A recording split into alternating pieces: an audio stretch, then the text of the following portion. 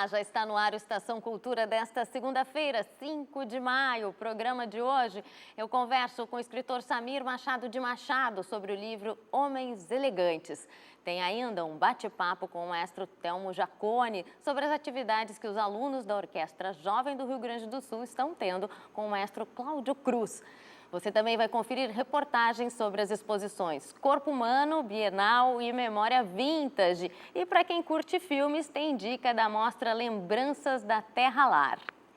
E iniciamos o programa falando hoje sobre a Bienal do Mercosul. Até 1º de junho, Porto Alegre está transformado em uma mega exposição com obras de 76 artistas do Brasil e do exterior. Nesta 14ª edição, a aposta da iniciativa é na ampliação dos espaços expositivos. Pela primeira vez, a Bienal deixa de acontecer apenas na região central de Porto Alegre e passa a ocupar outros bairros, como Vila Ipiranga, Restinga e Lomba do Pinheiro.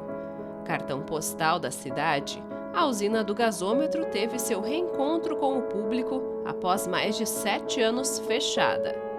E o Farol Santander também reabriu depois de um período sem atividades devido às enchentes que atingiram o estado no ano passado. Na Fundação Iberê, a Bienal ganhou mais espaço do que nas edições anteriores. Ao todo, são 18 locais que reúnem obras de 77 artistas de linguagens e nacionalidades bem diversas.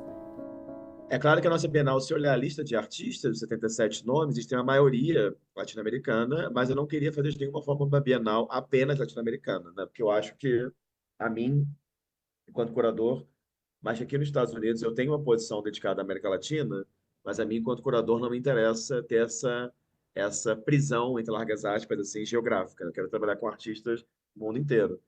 Acabou que, olhando a Bienal agora, a gente tem a presença significativa de pessoas da Ásia, pessoas do mundo árabe também, do Oriente Médio, pessoas dos Estados Unidos. Eu acho que a gente tem pessoas que apontam para direções muito diferentes, que se irmanam nas suas questões que elas trabalham, mas geograficamente acabou se compondo uma Bienal muito diversa. Mesmo o Brasil tem artistas das 5 regiões, né? O tema desta edição é estalo, uma palavra que faz artistas e público refletirem sobre transformação.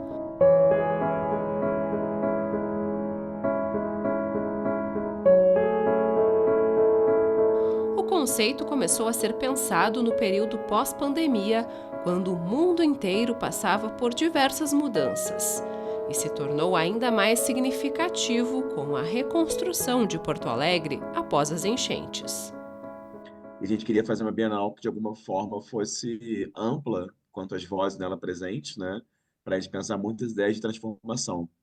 E daí um dia veio na minha cabeça essa imagem mesmo, uma pessoa estalando com os dedos, assim. Foi uma imagem muito simples, digamos, mas é uma imagem que eu acho que ela é muito forte, porque também ela é muito sonora, e ao mesmo tempo, não só o ato de fazer assim, né? Mas a palavra estalo mesmo, em português tem diferentes concepções, então parecia o tipo de título que, não sei, que poderia estar na boca das pessoas sem ter aquele caráter sisudo, né, assim, de títulos de arte contemporânea, muito acadêmicos, e que ao mesmo tempo, com esse título, a gente teria um guarda-chuva conceitual onde poderia ter trabalhos muito diferentes na mesma Bienal. Até 1º de junho, o público está convidado a conhecer essas diferentes vozes e redescobrir a cidade.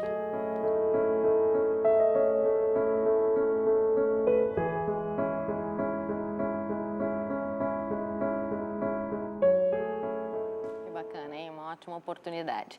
E os alunos da Orquestra Jovem do Rio Grande do Sul estão participando desde o final de abril de atividades especiais com o maestro Cláudio Cruz. E o fechamento das aulas acontece amanhã com um concerto. Eu converso agora com o maestro Telmo Jaconi sobre os encontros e sobre a apresentação desta terça-feira. Seja muito bem-vindo, maestro. Um prazer recebê-lo. Boa tarde, o prazer é meu.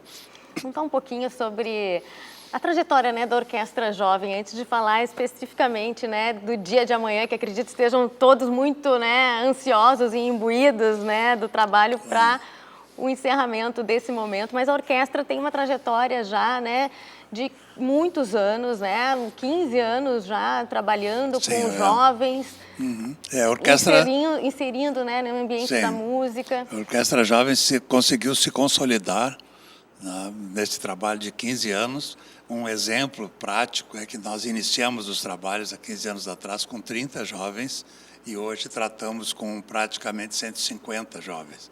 Então, à medida que nós fomos consolidando essa presença, né, a gente foi conseguindo aumentar os recursos e, ao mesmo tempo, oferecer mais oportunidades, né? Então, isso é um trabalho extremamente gratificante e que dá um resultado fabuloso. Sem dúvida que a gente vai poder conferir amanhã, né? Como é que tem sido a experiência dos jovens com o maestro? Essa troca é sempre muito importante. Eu quero, né? inclusive, fazer um agradecimento especial para o Dr. Gilberto Schwartzman e para o maestro Manfredo, da OSPA, que também nos ajudou muito em poder trazer o maestro Cláudio Cruz para cá. Nós conseguimos unir os esforços. O maestro Cláudio Cruz regeu a OSPA no sábado passado e ficou aqui em Porto Alegre, né, já veio antes e fez esse trabalho que vai se concretizar amanhã à noite. É um programa muito especial. Já estão conferindo ali algumas imagens. Olha que bacana. Cláudio Cruz é um extremamente ótimo violinista, um dos melhores violinistas brasileiros hoje da atualidade. É um grande maestro, né? Então ele está fazendo esse trabalho, que no início do programa são as 4 estações do Vivaldi. É uma obra base do repertório barroco.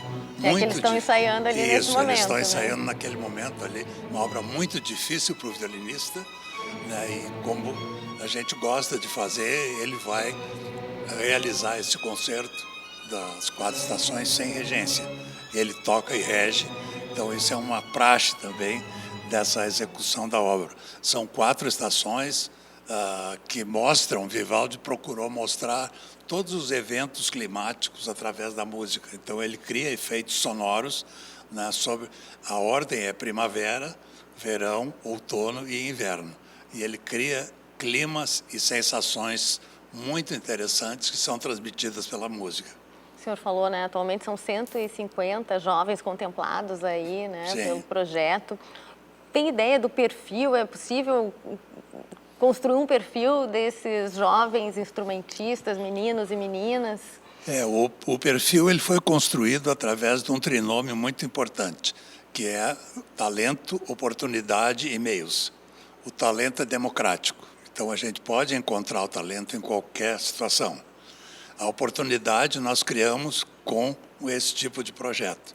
E os meios são fornecidos através da captação das leis de captação. O perfil do jovem, para entrar, ele tem que ter entre 10 e 14 anos, ser da escola pública e família de baixa renda.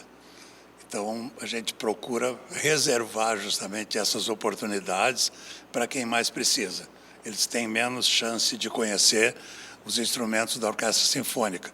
Nós ensinamos todos os instrumentos que compõem a orquestra sinfônica, que é violino, viola, violoncelo, contrabaixo, oboé, clarinete, fagote, flauta, trombone, trompete, trompa, tuba, piano, percussão. Então, eles têm uma diversidade enorme de instrumentos e esses 150 se explicam em 3 grupos de 50 jovens. Nós temos, assim, aproximadamente, né, 50 jovens iniciantes que recém começam, estão entrando através das seleções. Temos um grupo de 50 intermediários, que já estão há 1 ano, 2 anos, 3 anos conosco, e temos um grupo de jovens avançados, que já faz mais tempo que estão conosco, que são os que vão apresentar esse programa com o maestro Cláudio Cruz, que nós chamamos de Orquestra A. Né? Tem A, B e C, mas é uma classificação sem juízo de valor, né? E ao longo dessa trajetória, maestro, de 15 anos, né, da Orquestra Jovem, com certeza muitos desses talentos, né, alçaram voos maiores, viraram, né, musicistas, porque nem todos, acho que é fundamental a inserção e a oportunidade de contato com a música, né? Nem todos serão, né, instrumentistas, seguirão pela música, mas o trabalho fundamental é justamente essa oportunidade de contato. Eu uso sempre a afirmação de que a música é mágica. Então, aquele jovem que quer se dedicar, que resolve desenvolver o talento, nós temos hoje um grupo de quase 20 professores no nosso projeto, que são ex-alunos. A maioria deles já estão formados pela Universidade Federal, pela URGS, e hoje são aproveitados como professores. Então, é um ciclo virtuoso que já se completou. Nós já vimos que o resultado é muito bom e realmente acontece. Então, esse é um indicativo. Eles, ao mesmo tempo, trabalham em outras orquestras no interior do estado, se disseminam, né? Plantando essa semente, justamente, que traz esses jovens para a cultura, né? Para a música, para trabalhar com a sensibilidade. Tem uma frase que eu não sei o autor, mas eu ouvi do Rui Osterman, que diz que a cultura não muda o mundo. O que muda o mundo são as pessoas, mas o que certamente muda as pessoas para melhor é a cultura. Com certeza. Então temos que investir nisso. Com certeza, e parabéns pela iniciativa, pelo trabalho, maestro Telmo Jaconi. Lembrando, então, o concerto da Orquestra Jovem aqui do Rio Grande do Sul acontece amanhã, a partir das 19 horas, ali no auditório Oswaldo Stefanello, que fica no Palácio da Justiça, fica no Palácio da Justiça, Praça da Matriz, né? Ao lado do Teatro São Pedro, é muito fácil de encontrar, é bom de chegar, só precisa ter cuidado porque o auditório não é muito grande. Apurem-se então, né? Cheguem cedo. Retire lá sua senha, não é entrada franca, mas tem que só retirar uma senha para poder acessar o teatro. Maestro, mais uma vez, muito obrigada, parabéns pelo trabalho, um abraço a todos e um ótimo espetáculo. Eu que agradeço, felicidades a todos. Até uma próxima. E agora vamos falar sobre cinema. De hoje até sexta-feira acontece a mostra Lembranças da Terra Lar, na Sala Redenção, uma parceria entre o Sesc do Rio Grande do Sul e o Instituto Cervantes. A programação, composta por 5 longas-metragens, aborda temas como memória, identidade, espaço e afeto, promovendo uma reflexão sobre como o ambiente em que vivemos influencia as nossas subjetividades. Liga o rádio baixinho que ele se aquieta. Hoje, às 16h, é a abertura do evento com a exibição do filme mais pesado é o Céu, de 2022, dirigido por Petros Cariri. Esse filme narra uma história de afeto entre estranhos, unidos pela lembrança de uma antiga cidade que foi submersa. Inspirado nos acontecimentos envolvendo a comunidade de Jaguaribara, o longa leva o espectador a uma jornada pelo Nordeste brasileiro e conta com a participação do ator Matheus Nastergail. Menino com fome! Porque este árbol tem ao menos 2000 anos. De amanhã, a 9 de maio, às 16h, às 19h, respectivamente, vai ser exibida a comédia dramática A Oliveira do Meu Avô, de 2016, de Isiar Bolan, que foi a representante da Espanha no Oscar de 2017 e retrata a relação afetiva de uma família com uma oliveira milenar.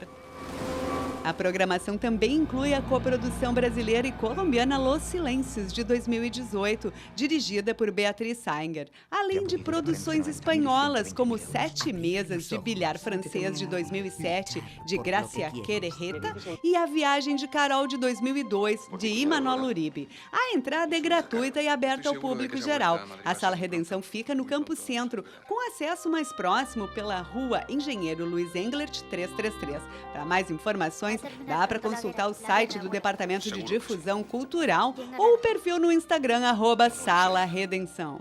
Tua irmã me aburre profundamente. Não tens nada que ver. Tá aí, então, ficou o convite. A gente vai agora para um rápido intervalo, volta já já com a Estação Cultura desta segunda-feira. O corpo humano é uma máquina complexa, composta por vários sistemas que trabalham.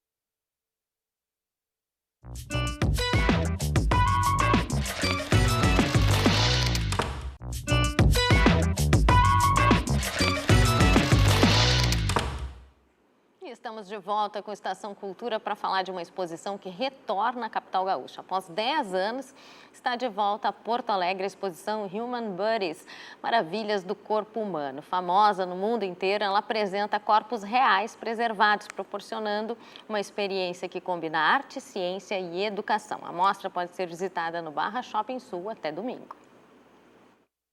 O corpo humano é uma máquina complexa, composta por vários sistemas que trabalham em conjunto para manter a vida. É o que se aprende desde cedo e o que pode ser observado de modo realista na exposição. Além de visualizar órgãos e sistemas de uma forma única, porque estão isolados, os visitantes vão encontrar 9 corpos verdadeiros, de pessoas que se doaram em vida para a ciência. Isso se tornou possível por meio de um método chamado plastinação. É um método que retira o líquido do tecido, né, que está sendo mostrado ali, e substitui por um polímero, um tipo de plástico. Então ele fica muito preservado e ele fica com a aparência de como ele era antes. É muito impressionante, sabe? Então ele dura para sempre, porque é plástico, então a gente sabe, né, que o plástico é muito difícil de se decompor.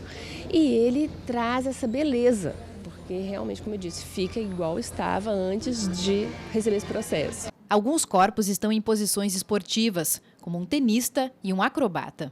De forma tridimensional, é possível ver nos detalhes ossos, tecidos e músculos. Órgãos saudáveis e adoecidos, como útero e pulmão, são comparados para ilustrar de forma clara os danos causados por diferentes problemas de saúde. Algumas espécies de animais também fazem parte da exposição, uma forma de evidenciar semelhanças e diferenças. Extremamente educativo. É uma aula de ciências ao vivo essa exposição. Costumo dizer que é uma grande homenagem à vida, né? Porque o nosso bem mais importante, que é o corpo, como é que a gente pode trabalhar esse corpo para ter hábitos mais saudáveis, para que a gente possa ter uma qualidade de vida. Isso tudo está aqui, é uma aula prática de como viver bem. Os organizadores esperam atrair um público de 100 mil pessoas. A mostra está em exibição até o início de abril, mas pode ser prorrogada por mais 30 dias. O ingresso custa R$ 35. Acho que as pessoas acabam tendo muito contato com o virtual e é muito legal quando a gente consegue trazer uma coisa tão específica, né, a anatomia do corpo humano, para perto das pessoas e ter esse conhecimento assim, quase que a 10 centímetros de distância. A gente está muito feliz de poder trazer e oferecer isso para os gaúchos.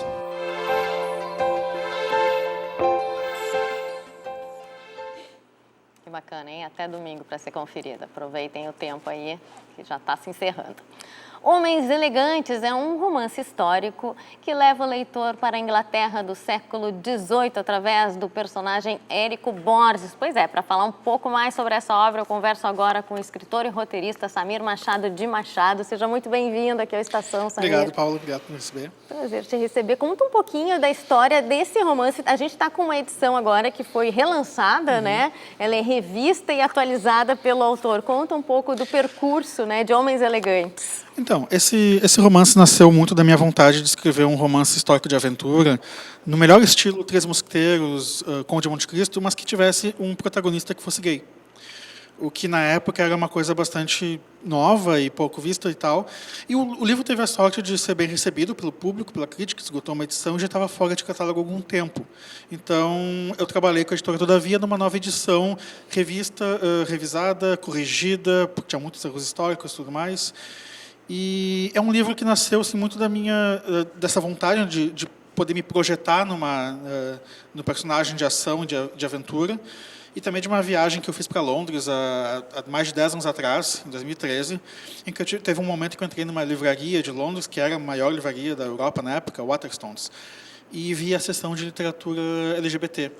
E aqui no Brasil, naquela época, se eu entrasse numa sessão LGBT de uma livraria, ia ter meia dúzia de livrinhos eróticos e calendários com fotos, mas não, lá tinha literatura com L maiúsculo, tinha lá Christopher Isherwood, James Baldwin, os grandes autores gays, lésbicos, enfim, todas as cores do arco-íris possíveis, e aquilo me abriu os olhos, né, para as possibilidades, né, de pesquisar assim, uma história da literatura LGBT e pensar um romance histórico com um protagonista LGBT. E como é que se desenvolve a trama? O que tu pode adiantar?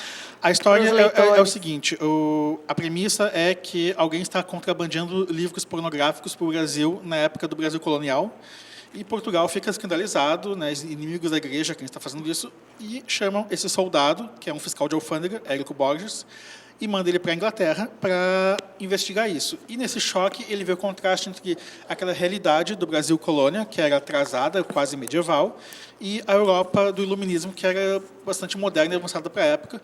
Um contraste que muitas vezes a gente sente até hoje, quando a gente viaja para fora do Brasil e vê assim, algumas coisas como são, né, lá nos países que nos colonizaram, por assim dizer. Então, parte desse choque, junto com esse choque, o personagem descobre ali a subcultura gay da Londres do século XVIII, se descobre, né, nesse processo, e também vive uma aventura que envolve vilões com planos malignos, correrias. Eu costumo brincar que eu cansei de ler histórias de gays sofrendo, morrendo de HIV e tudo mais, e queria uma história com gays trambiqueiros dando tiro pro alto, empinando cavalo e trapaceando nas cartas. Então é uma história com bastante ação e aventura, que calha de ter um protagonista gay que, no final, em vez de salvar o mundo e ficar com mocinha, ele salva o mundo e fica com mocinho. Um pouco de uma projeção de fantasias fantasia mais ou menos como James Bond, assim, só que LGBT. E como é que tem sido o teu percurso, Samir? Porque tu tens já o Prêmio Jabuti, fizeste a oficina com o professor Luiz Antônio Assis Brasil, maravilhoso, um dos precursores das oficinas criativas. A oficina do Assis foi o ponto de partida da minha carreira. Foi ali o momento em que eu comecei a levar a sério a ideia de ser escritor. O meu primeiro romance, 4 Soldados, eu lancei em 2013, foi bem recebido, foi finalista do Açorianos. O Homens Elegantes ganhou o Prêmio Açorianos em 2017, e desde então, sim, as coisas foram acontecendo. Eu já ganhei 2 vezes o Prêmio Jabuti, né? Primeiro pelo Corpos Secos, que foi um romance escrito a 8 mãos, com a Luísa Geisler, Natália Borges Polesso e Marcelo Ferroni, um romance que imagina uma epidemia de mortos-vivos no Brasil, que teve o azar de ser lançado em abril de 2020, no exato mês que começou a pandemia no Brasil, então foi uma coincidência terrível. Tupinilândia, que é um romance de aventura inspirado nos filmes do Spielberg, venceu o Prêmio Minuano, né, em 2019. E agora o meu último romance, né, O Crime do Bom Nazista, que é uma homenagem às histórias policiais da Agatha Christie, com uma história de assassinato que ocorre a bordo do Zeppelin, na sua viagem pelo Brasil nos anos 30, que ganhou o Jabuti e agora ganhou, ano passado, o Prêmio Minuano de melhor livro e livro do ano. Então, assim, eu fico feliz de que meus livros encontram um público leitor, e tem sido bem recebido pelo público, agrada a crítica, o que é bom também. E agora, esse ano, tenho começado nos últimos anos também a publicar no exterior. Né? O Crime do Bom Nazista saiu ano passado na Itália, saiu agora esse mês na França, e em novembro deve sair em inglês na Inglaterra. O Tupinilândia já tinha saído na França. É até engraçado, porque na França, o livro... Na Europa, de modo geral, meus livros vendem 2, 3 vezes mais do que vendem no Brasil. Eu tenho mais leitores europeus do que tenho leitores brasileiros, o que dá uma boa noção assim, da diferença de mercados. Assim, é diferença de mercado mesmo, de perfil de leitor e de abrangência, acredito que também, né? A cultura da leitura. Meus livros têm, tipo, Homens Elegantes, e esgotou sua tiragem. Tem um bom público, mas eu fico impressionado como o público leitor lá fora é maior do que o público leitor aqui. Falaste, né, da Agatha Christie. Quais são os autores que te inspiram, te inspiraram? Vários. Eu sempre gostei muito de aventura e ficção científica. Robert Louis Stevenson, autor do Tesouro. Michael Crichton, autor do Parque dos Dinossauros. Érico Veríssimo, né? Não consigo pensar minha literatura sem pensar em Érico Veríssimo. Humberto Eco, também, que é um escritor que me marcou muito. Especificamente no caso do Homens Elegantes, eu li todos os 14 livros de James Bond, do Ian Fleming, para absorver a ideia do personagem também. E não só literatura, assim, cinema é uma coisa que me inspira, música é uma coisa que me inspira, videogames é uma coisa que me inspira bastante em termos de narrativa, em termos de imersão no mundo que eles me provocam. Inspiração pode vir de qualquer lugar, assim, e eu tenho inspiração o tempo todo, então eu quase não consigo dar conta de tudo que eu gostaria de escrever. De consumir, né? E a gente tem essa dificuldade de consumir no limite, porque sempre a prateleira está mais cheia do que a gente gostaria, né? De livros não lidos e de filmes não vistos, e também no sentido de oferecer para o público, né? Tudo que a gente gostaria. Conta um pouquinho, Samir, como é que é o trabalho de imersão? Tu falaste em imersão, me lembrei da imersão em cada obra, né? Tu viajaste a Londres, né? Então usaste os recursos também dessa vivência em loco, e eu vi no teu perfil do Instagram que tu te aventuraste até a fazer macaron, né? Um dos protagonistas do livro é um confeiteiro, né, que é o par romântico do meu protagonista, e eu achei que seria interessante fazer um curso de macarons que eu fiz aqui em Porto Alegre, na Escola de Gastronomia Aires Scavone, um curso rápido, de uma tarde, para pegar o jeito assim, de como do trabalho de confeiteiro. Ficaram horríveis, ficaram uns trinhos ali na forma que saiu do forno.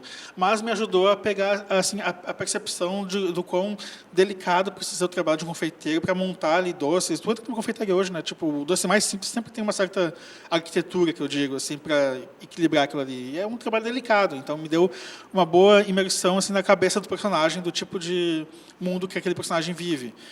Assim, a imersão parte de ler livros. Eu vi muitos filmes de época, desde Piratas do Caribe, a Maria Antonieta, né, para pegar aquele clima do século XVIII, que eu digo mulheres com peruca e homens de salto alto, basicamente, das roupas, dos figurinos, ler bastante sobre a época, como eu disse, jogos de videogame, tem vários jogos que se ambientam nesse período. Tem uma série de jogos que eu adoro, chamada Assassin's Creed, né, que me permite caminhar assim, para uma reconstrução digital de cidades em períodos históricos. Assim, é uma imersão magnífica para alguém que pesquisa romances históricos. Isso tudo me ajuda a entrar no clima para os personagens. Compor. Samir Machado de Machado, muito obrigada pela vinda aqui à Estação, por compartilhar, né, com os nossos telespectadores. Lembrando, Homens Elegantes já está disponível, né, aqui nas livrarias de Porto Alegre, foi lançado recentemente na Paralelo 30, tem ali, é só buscar também pelo teu perfil no Instagram, pelo teu nome, o pessoal localiza. Na Paralelo 30, quase todas as livrarias basicamente tem, na Amazon também, enfim, está já lançado agora o livro, está na rua. Está na rua. Samir, mais uma vez, muito obrigada. Até uma próxima. Sucesso. Até mais. Obrigado. Reaberto depois de 10 meses devido às enchentes, o Farol Santander recebe até 30 de junho a exposição Memória Vintage, bancando a economia. A mostra oferece um passeio lúdico pelo mundo do sistema financeiro, apresentando informações sobre a origem do comércio e do dinheiro.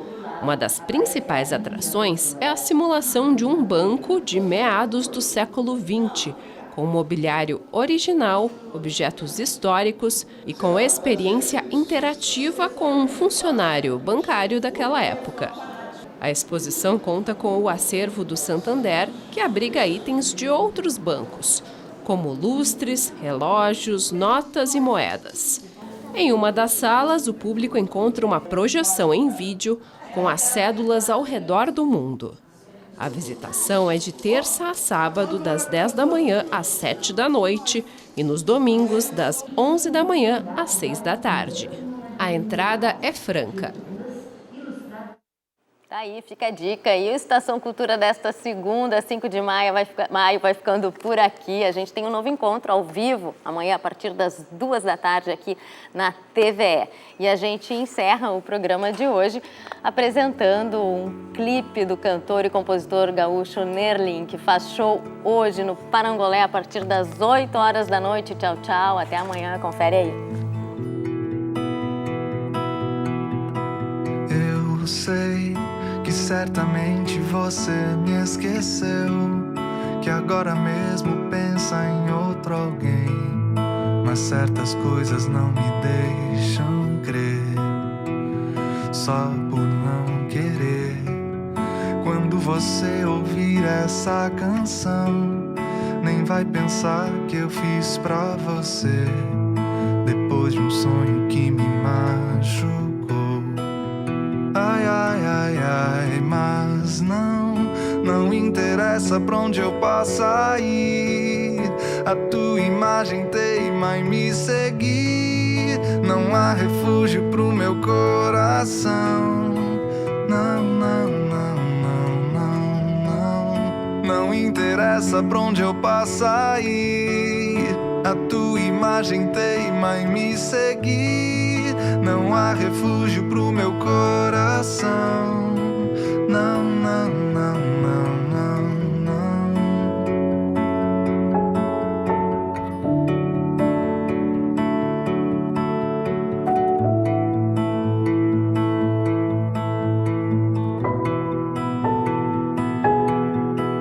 Eu sei que certamente você me esqueceu, que agora mesmo pensa em outro alguém, mas certas coisas não me deixam crer, só por não querer. Quando você ouvir essa canção, nem vai pensar que eu fiz pra você, depois de um sonho que me machucou. Ai, ai, ai, ai, mas não interessa pra onde eu possa ir, a tua imagem teima em me seguir, não há refúgio pro meu coração.